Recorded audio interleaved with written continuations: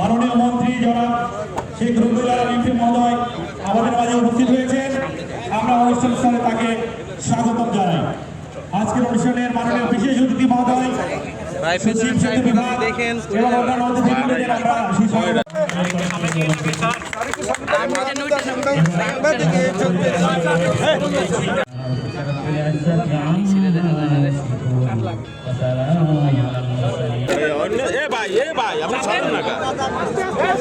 ভাই আমরা সরেন না।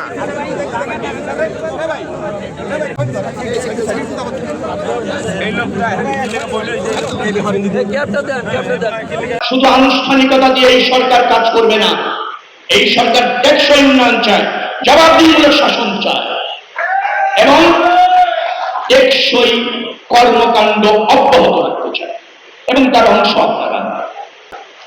আমরা মনে করছি আপনাদের ভোটে নির্বাচিত হয়ে একটি দায়বদ্ধ জনপ্রিয় সরকার বর্তমানে ক্ষমতাসীন আছে। আমাদের প্রধানমন্ত্রী জনাব তারেক রহমান, বাংলাদেশ জাতীয়তাবাদী দল সবসময় এদেশের মানুষের পাশে থেকেছে এবং এদেশের মানুষের অধিকার প্রতিষ্ঠার জন্য রাজনীতি করেছে, যার ফলে মানুষ যখনই ভোট দেওয়ার সুযোগ পেয়েছে বিএনপিকে নির্বাচিত করে ব্রুট মেজরিটি দিয়েছে।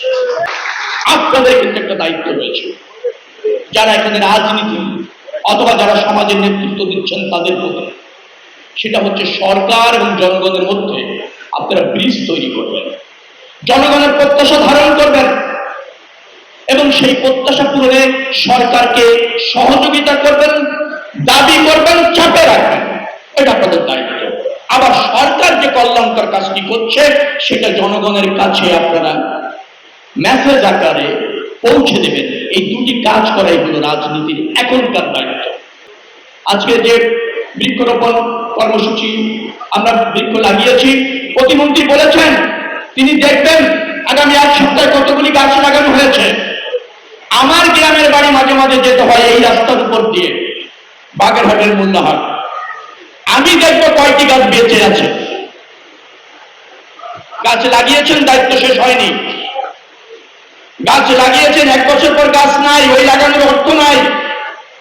প্রতিমন্ত্রী দেখবেন কতগুলি গাছ লাগানো হয়েছে, আমি দেখবো 1 বছর পর কতগুলি গাছ জীবিত আছে। অর্থাৎ